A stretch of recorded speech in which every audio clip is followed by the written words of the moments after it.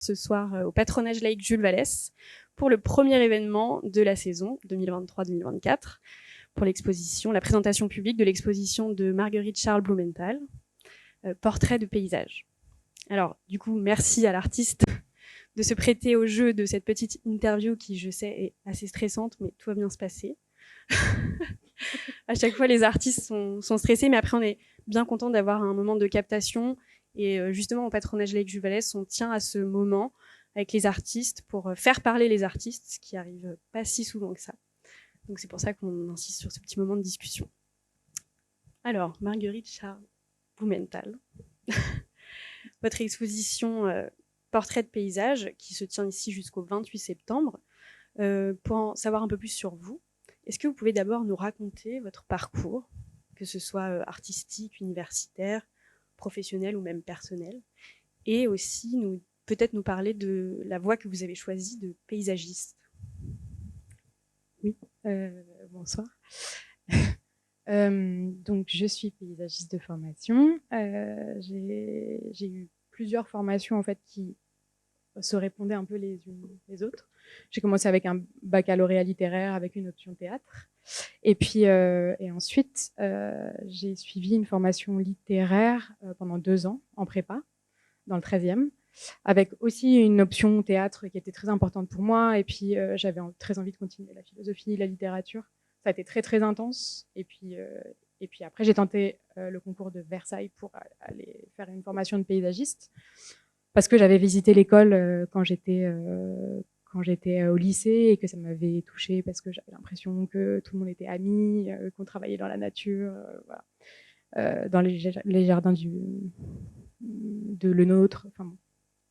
Et puis en fait, j'ai pas eu le concours, j'ai fait une année de préparation pour rentrer dans l'école de Versailles et puis finalement je suis allée à Blois et c'était une formation qui durait 5 ans. Et au cours de laquelle j'ai rencontré plein de personnes super et j'ai développé avec mes amis on a développé nos regards, on va dire. Et donc il y avait une forte approche du dessin, surtout dans les premières années, qui ont été vraiment importantes pour moi. Et puis une approche du dessin par le projet, donc de conception de l'espace. Donc, voilà, c'est comme ça que j'ai été formée, on va dire.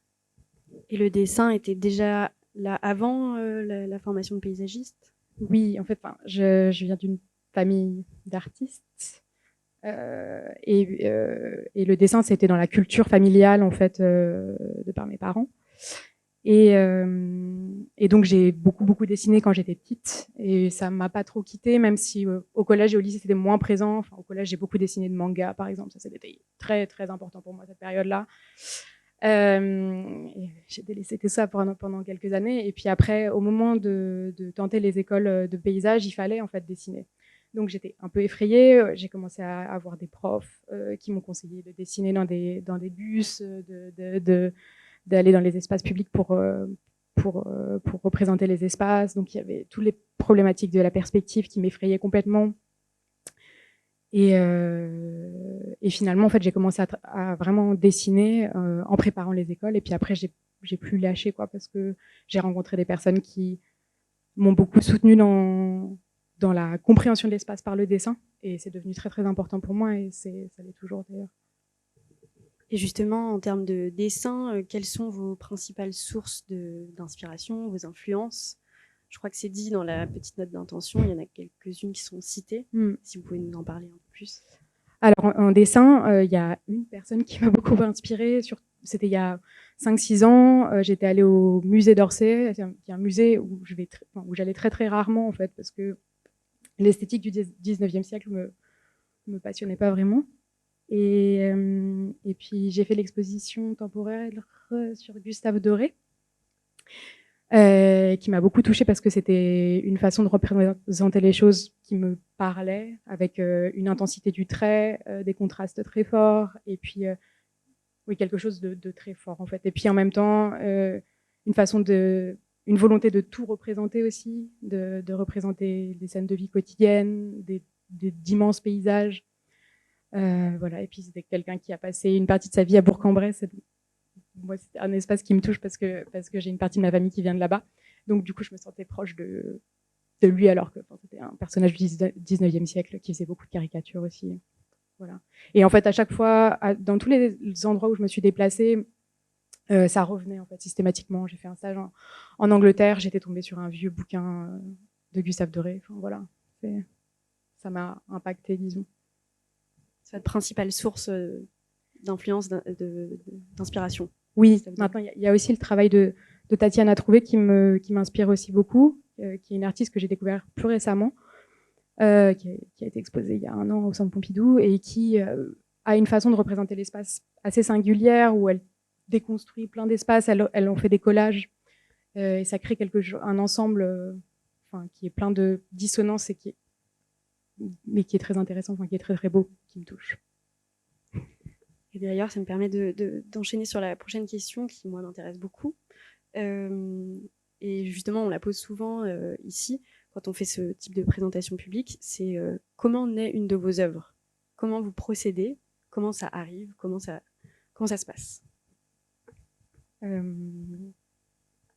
En fait, moi, ce qui m'inspire, après, je suis paysagiste, donc je pense que c'est lié à ça, mais les espaces dans lesquels je me déplace, en fait, il y a vraiment des endroits, en fait, c'est comme un peu des personnes qu'on rencontre, où en fait, c'est évident tout de suite qu'il faut absolument dessiner cet espace, s'y implanter, rester des heures dans ces paysages-là, parce que c'est des paysages qui nous touchent, c'est pas explicable, et puis on a envie comme une personne en fait, de rester avec eux tout le temps.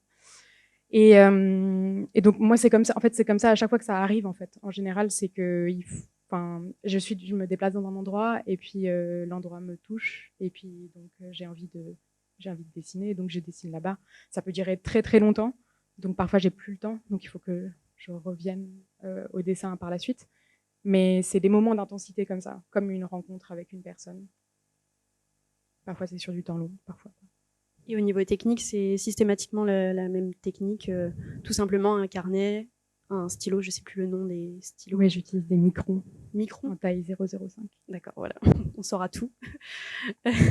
Donc c'est toujours la même technique et la même façon de créer l'œuvre techniquement. Ouais, en fait, j'ai commencé le dessin avec de l'aquarelle, de l'encre. C'était très compliqué pour moi. Le pire pour moi, c'était le pastel gras, je crois, où c'était pas du tout évident. Et puis, j'arrivais vraiment pas du tout à comprendre la technique. Et en fait, au fur et à mesure, oui, le feutre en micron, c'était le plus simple pour moi parce qu'en plus, c'est facilement, enfin, je le déplace facilement. J'ai utilisé beaucoup le crayon de couleur aussi, qui m'intéressait beaucoup, mais ça me prenait encore plus de temps d'utiliser le crayon de couleur. Et puis, il fallait tailler les crayons, et ça me rendait folle. Donc, du coup, j'ai resté surtout au micron, ouais, en noir et blanc. Et est-ce que, vous en parliez un petit peu tout à l'heure, mais est-ce qu'il y a, quels sont les points entre votre pratique de paysagiste et votre pratique d'illustratrice? Est-ce qu'il y a vraiment un lien entre les deux ou elles sont vraiment distinctes? Moi, le dessin qu'on m'a enseigné, c'était vraiment dans l'ambition de comprendre les espaces dans lesquels on s'implantait pour ensuite pouvoir se projeter et modifier l'espace, concevoir un projet. Donc pour moi, ça reste un moteur de recherche et de production et de remise en question de l'espace, donc de projection. Actuellement, ouais, le dessin pour moi, ça reste, effectivement, ça reste nécessaire dans l'approche du paysage et dans le métier de paysagiste. Après, il y a différentes façons de le concevoir. Mais... Et vous parliez aussi de rencontrer les paysages que vous dessinez. Et justement, est-ce que ça a un lien avec le titre de cette exposition, portrait de paysage, qui ne sont pas des mots qu'on associe traditionnellement dans l'histoire de l'art? Et qu'est-ce que vous pouvez nous dire un peu plus là-dessus, sur cette association de mots portrait et paysage? En fait, l'association, l'histoire du portrait de paysage, c'est venu à un moment où j'étais en train de faire un diagnostic dessiné à Bourg-en-Bresse, toujours, parce que c'était mon projet de fin d'études à l'école de paysage à Blois. On a une première phase lors du diplôme où il faut faire un mémoire en fait. Et donc j'avais décidé de faire une phase de diagnostic dessinée de l'espace que j'avais envie d'étudier. Donc c'était la périphérie de Bourg-en-Bresse, c'est-à-dire pas le centre-ville, mais pas non plus les zones d'activité environnantes. Et donc, j'ai dessiné pendant, je sais pas, 3 semaines où j'avais une espèce de parcours et je restais toute la journée à dessiner dans les endroits, à voir comment la lumière changeait, quelles personnes se déplaçaient. Donc voilà, vraiment sur un espèce de temps que je me donnais pour vraiment rencontrer les espaces. Et il y a un moment en fait où j'étais assise sur une espèce de gros rocher qui délimitait un parking et il pleuvait, j'avais un parapluie et tout, et puis il y a un mec qui passe et qui me dit « Ah mais vous, je vous reconnais, c'est vous qui vous êtes en train de faire des portraits de paysages, je vous ai vu et tout ». Voilà, enfin c'était venu de, et en fait comme je notais tout ce qu'on me disait, du coup c'est resté. Et puis je trouvais ça assez beau sur cette histoire de rencontre en fait, de rencontrer l'espace autant qu'on rencontre les gens. Très bien, merci. Et pour finir, une question un peu ouverte sur l'avenir. Est-ce que vous envisagez, après c'est votre première exposition, de poursuivre sur la même voie de votre pratique d'illustration? Avez-vous des projets concernant l'illustration ou juste continuer votre chemin comme ça?